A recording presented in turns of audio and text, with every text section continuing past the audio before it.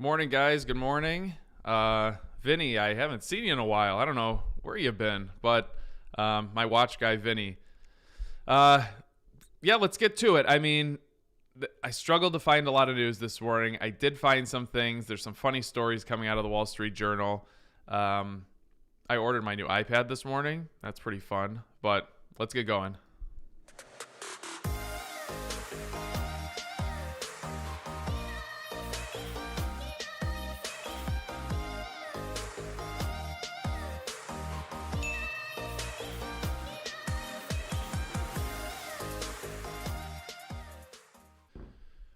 All right, guys, let's get it going this morning. We have the market is down, which is weird.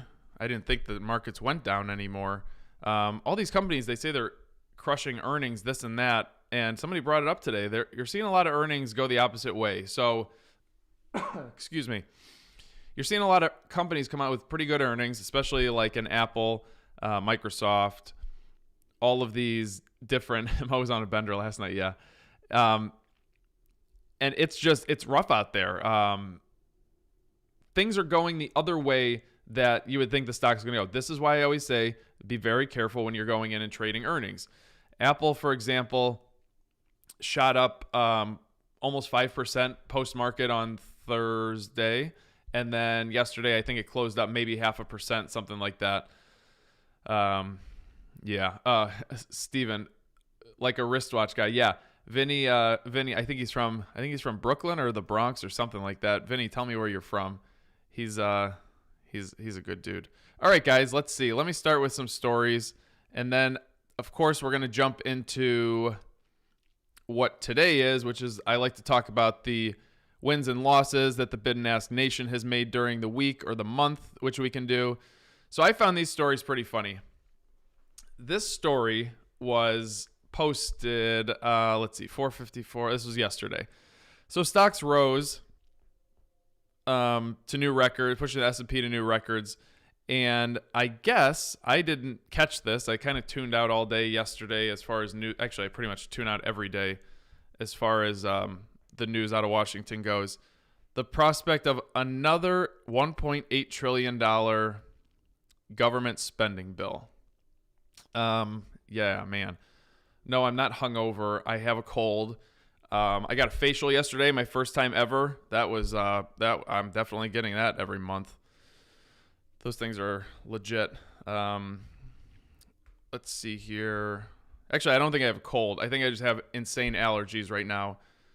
And whatever I'm using, Zyrtec, Flonase, anything that I can think of, it's not working. So you're going to have to bear with the sniffles and the cough and this and that. All right. So the U.S. economy grew at a 6.4% rate, approaching its pre-pandemic, which is great.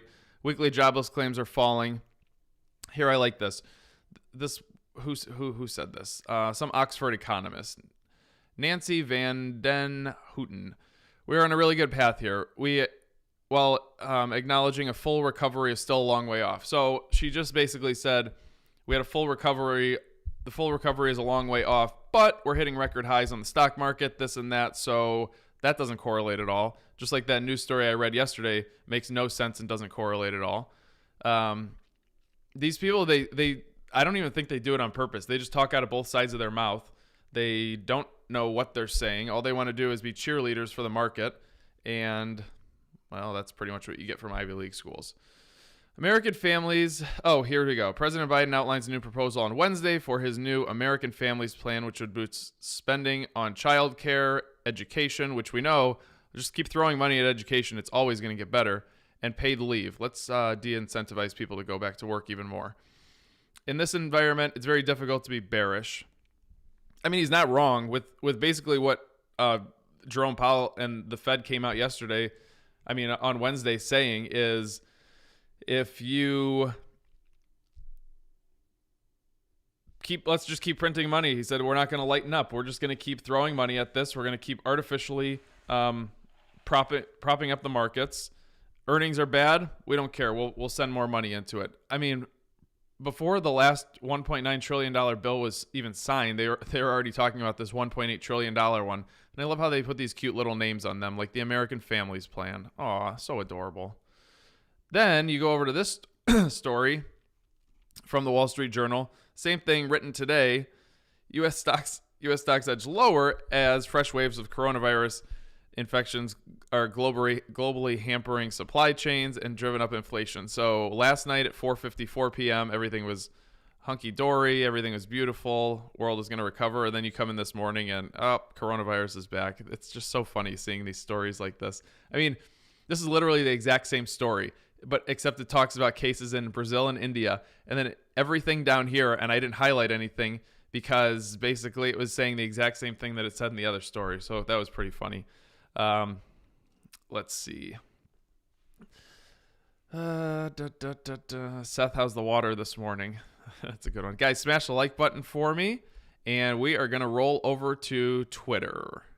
So Twitter, I'm bringing this up because it could be a possible day trade for those in the bid and ask nation. I haven't looked at the chart, but when I see something that falls 12%, I do think to myself, there might be something there that we can go in and grab some maybe on a swing trade or a day trade. So after I do this story, I'll pull up the chart and we'll take a quick peek at it.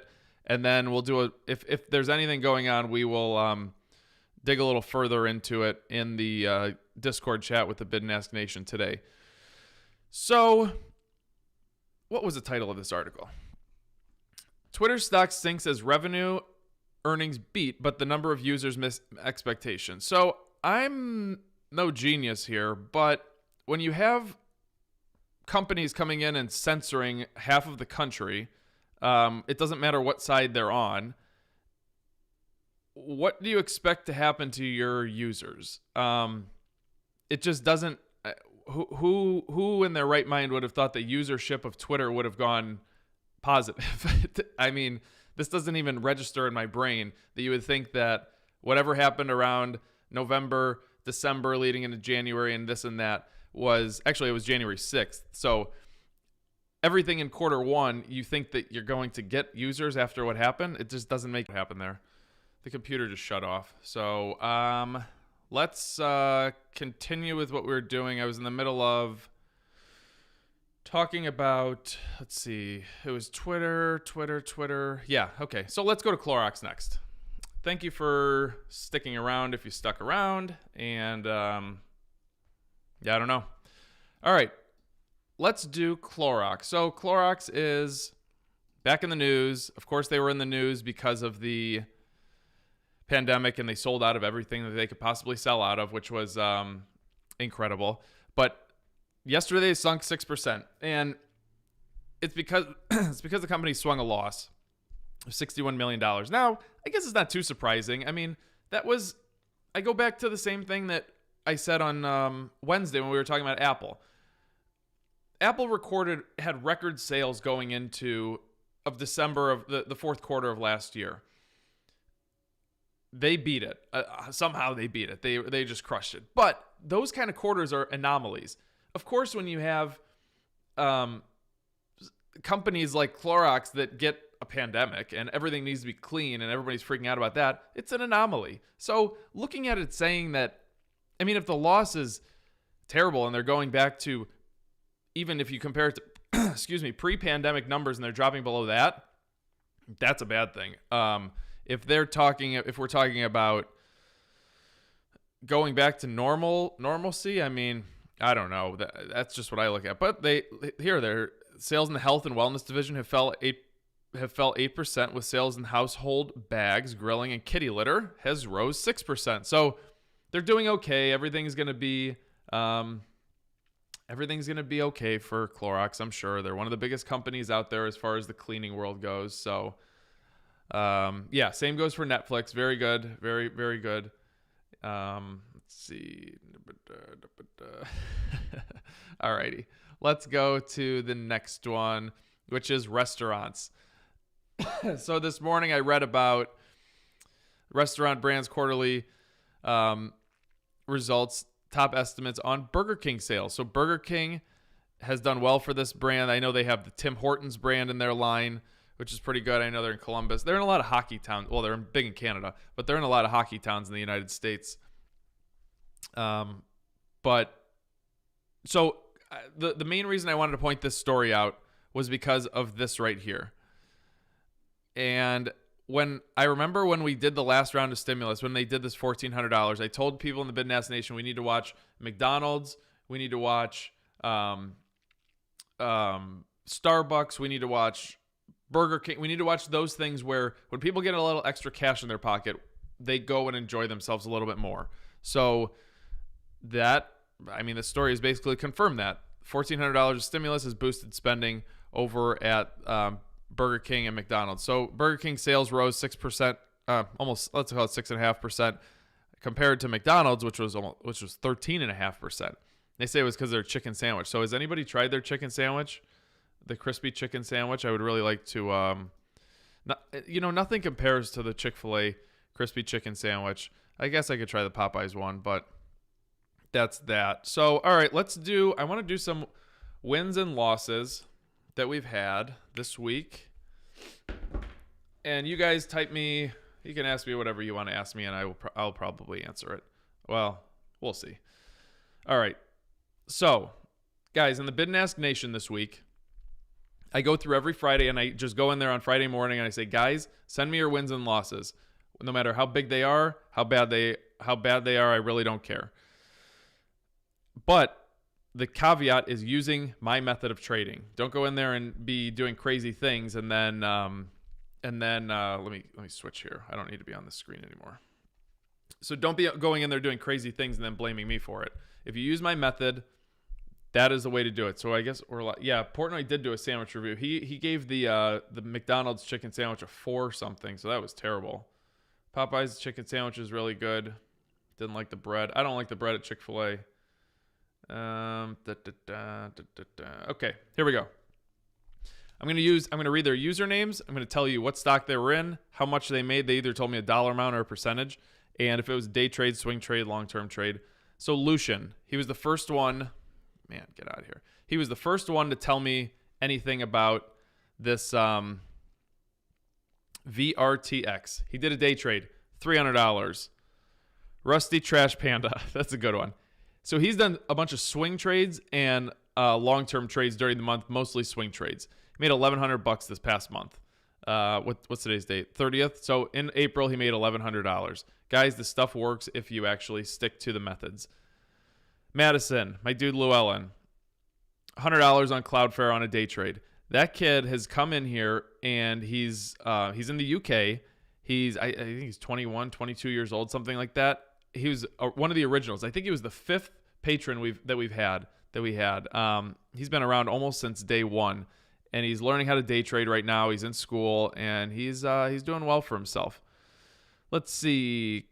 ConGDL, 8% on Facebook, 5% on Qualcomm. Now, those, yeah, he did good, but I think he may have stayed in there when it was earnings, and maybe he shouldn't have, but whatever.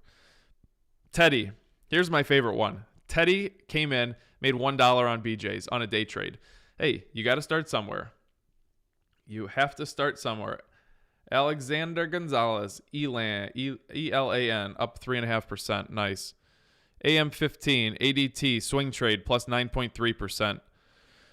Julian, he's been in and out of here with swing trades all throughout the past month. He's up 15% for the month. ALKS, this is the trade that we made as a group when I was on the golf course in South Carolina over the past weekend.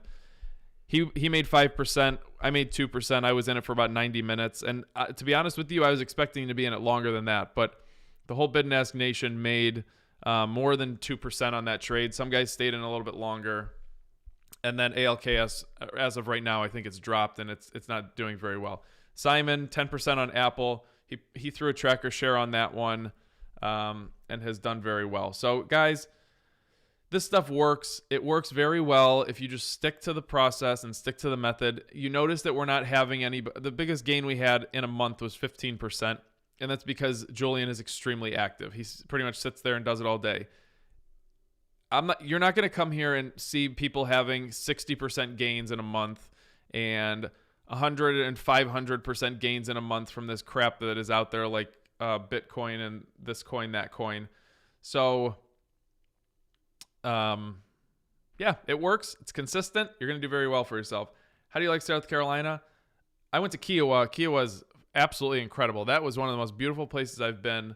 The golf was pretty good. It was too much golf, but it was pretty good. And Peloton got bad press on their Tread Plus. Yeah, we have a Tread Plus in our office. It's sweet. I would never. I'm not gonna worry about it. I also don't have children to worry about getting sucked under that thing like a vacuum cleaner. Yeah, but I mean they're in a downtrend right now. It's no surprise that Peloton is in a downtrend, and we'll keep going with it. Let's see. Trader Mo up 273% on. Oh no, it just says 273% on Workhorse. There you go, Beaker. Good job. I'm sure he's lying. IDK big gains on H&R Block. Yeah, I think we made 16% on H&R Block. That was the first group trade that we made.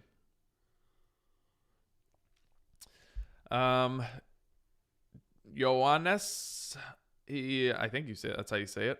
Took 20% profit on a Swedish stock about a month. Good for you. If it's a pollen allergy, you got to try raw organic honey. You know what I actually like is those bee pollen granules, and you just throw it in some oatmeal. I'm not a big honey fan. Went negative yesterday for my first day trading, but learned a lot. Maybe better luck today. Hey, listen, I do think I've told you guys stories before, and if you haven't heard, my biggest lessons of how I learned to trade and how I became disciplined was getting beat, basically. Figuring out losses happen. As long as you learn from them, you're going to do well.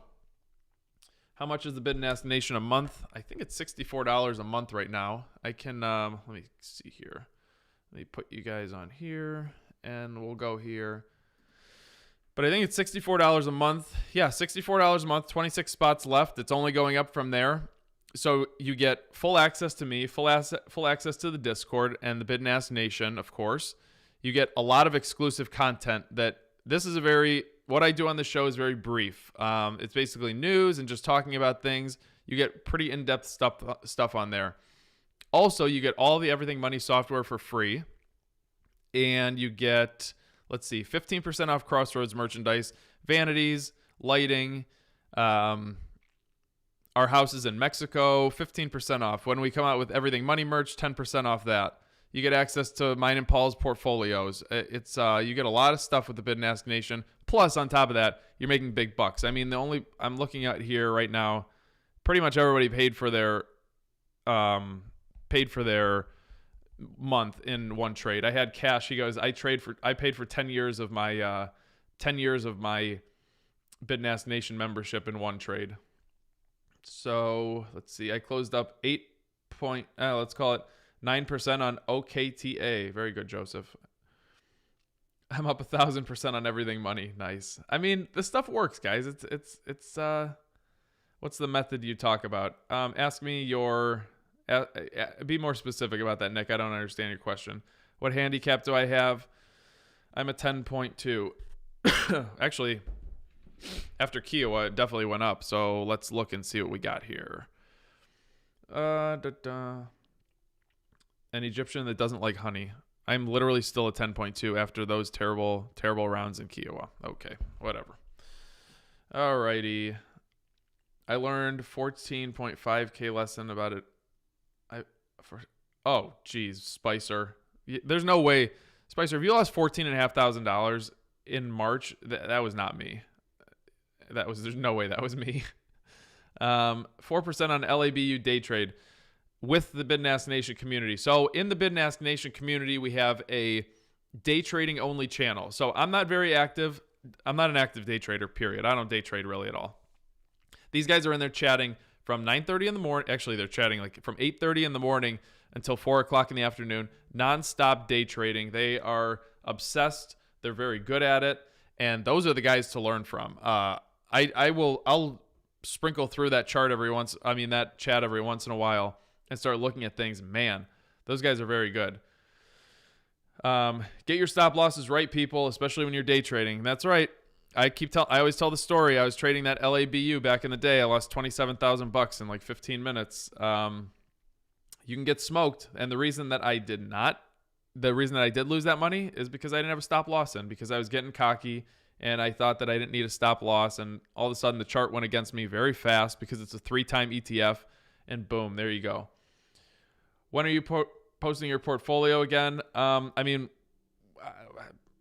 we could post it on Monday. Nothing has changed. We're gonna post it on Monday. I'm gonna text Tim right now and tell him that we want to post the okay. I'm going to just text him. I'll text him after the show. Say we want to post it because we did sell options, and I think we're going to look at selling some more options today on Intel and eBay and maybe, but I doubt it, Discovery.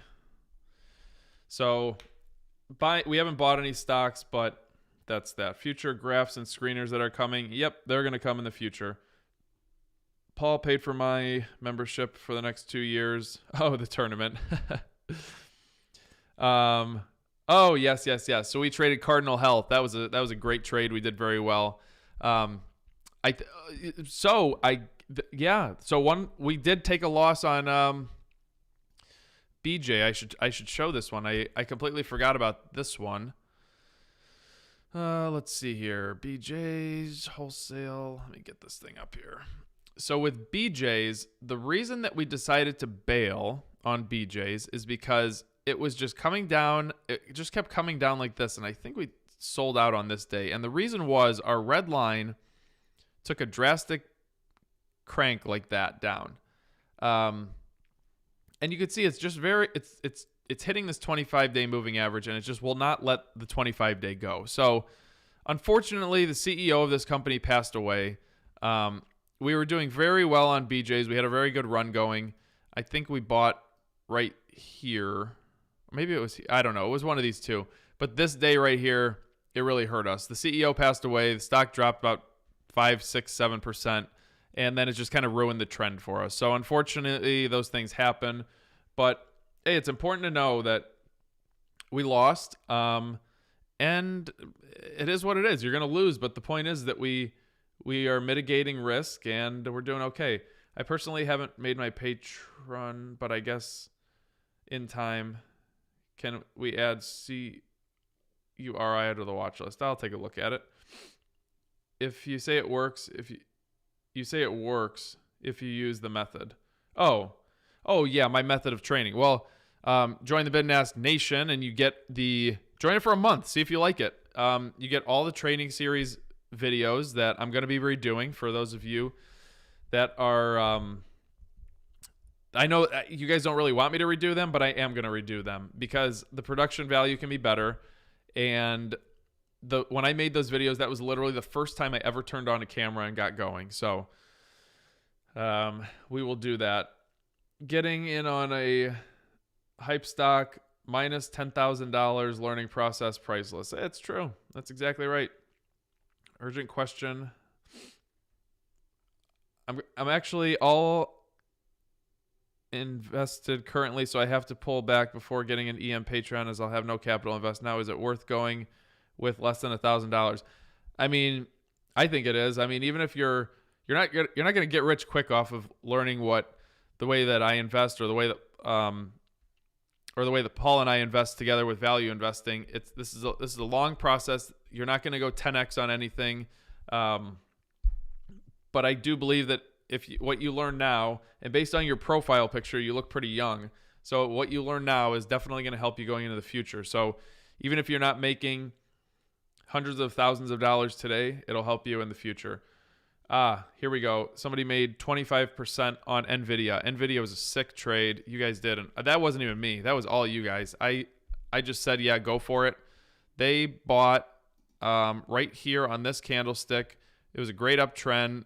Broke through that, and look at this run that they had. Yep, they crushed that. That was all. Guys, that was all Bid and Ask Nation. That was not even me. I helped them. I guided them when they needed help, but man, they smoked it. 25% on H&R Block. Yep. Why do you prefer 32% compared to 30 or 33? This is what I've looked at I've been looking at this thing since I was 14 or 15 years old, and I found that 32 works the best for me. It's the same thing as saying The reason I don't start trading is till 10:06 a.m. Why not 10:05? I don't know. I like 10:06. I thought 10:06 was the amount of time to get the BS out of the way, and it works. It works for me. So that's what I teach you guys. Maybe some options on Ford. I'm not against it. Do you guys do European stocks? We don't do them yet, David, but we will do them in the future. But we do not do them yet. Will you be adding a watch list option on the eMoney website anytime soon? It's possible. There is a watch list if you're interested in just trading. There's a watch list in the Discord. It's my watch list. I'm the only one that is allowed to talk in there, and I update that pretty much every day. How's the Walmart trade going? It's going. Viacom, Ron, ask me in the Bid and Ask Nation, and I will go over Viacom. Who's we? We made 5% on. I made 5% on BJ's. Yeah, that's because you sold out. A day trade. Yes. Spicer went in there and day traded BJ's. You got to make up for that $14,500 loss. Did an option on Discovery yesterday, paying out 50% already. Hey, I don't know, Gary. I don't know when that option expires, but if it expires like a month from now and you're up 50% already, you might want to get out of that thing and rewrite. Tesla. Let's see. Walmart updating the bid and ask. Kevin, message at me right now in the Discord in the individual stocks chat, and I will go ahead and do an update on Walmart after I get off this.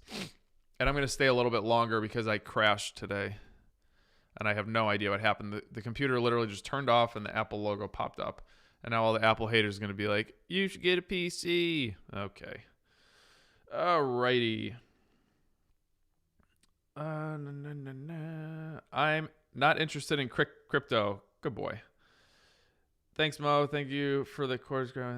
Nice. Yeah, that's great. I'm glad that you're getting I'm glad that you are getting getting help from this.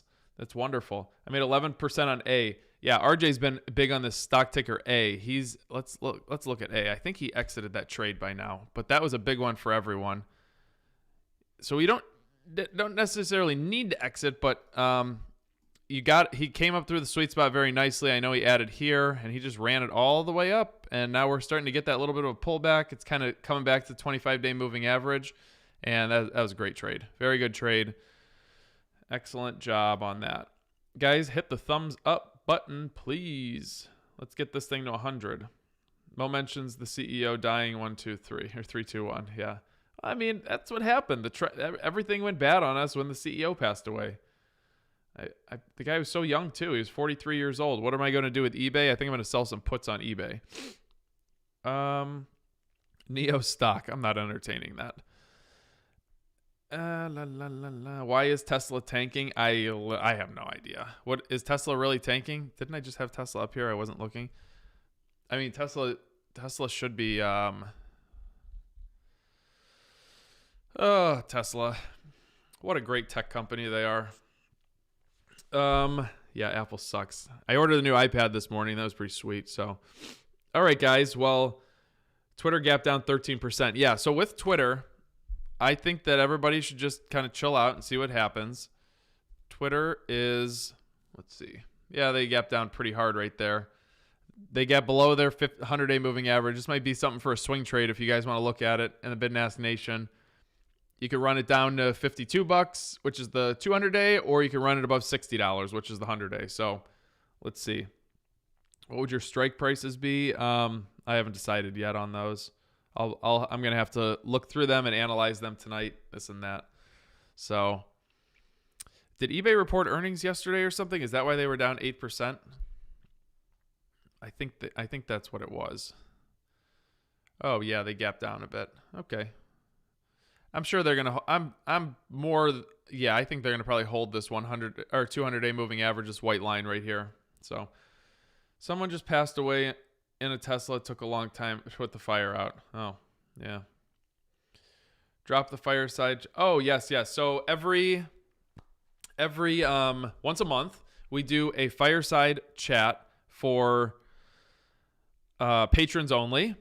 And the next fireside chat is going to be May 14th. Friday, May 14th. It's going to be at Paul's current house, my future house, 6 o'clock.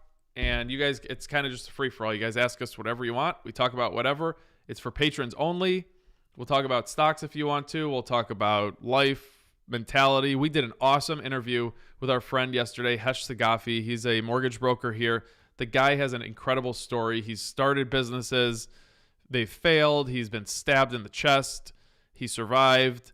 He's been $600,000 in debt. He's taken $1 million loans. He's out of control. His swings are so incredible. And we always talk about he was saying yesterday, he's like, you guys deal with a lot more money than I do, and you have to go through these swings. And we say, well, no, we're not.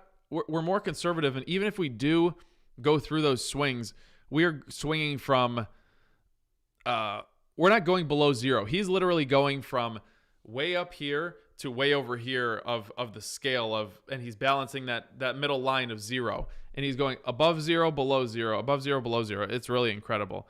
Ian, I'll do a house tour of my house for patrons only after I move in and finish. I'm going to redo some things in the house. So that's that. And Paul can do his house when that time comes too. He's doing some stuff. Future house, sloppy seconds. If that house is your definition of sloppy seconds, I'll take it. So Fireside Chat, May 14th, 6 p.m. All right, guys. I have a call at 10:30 with Gary, my investing coach. He's going to do something. I think we're going to go over the book Common Stocks, Uncommon Profits, and then I believe he's going to assign me the Buffett letters. So I'm going to be reading all of Warren Buffett's annual letters from, I think it's like 1951 or something like that. So that'll be a fun read. But you guys have a wonderful day, wonderful weekend. I will talk to you on Monday. If you're in the Bid and Ask Nation, of course, I'll talk to you all weekend. And we'll go from there. And thanks for sticking around, even though my computer crashed. It happens. Hopefully it won't happen again. Peace.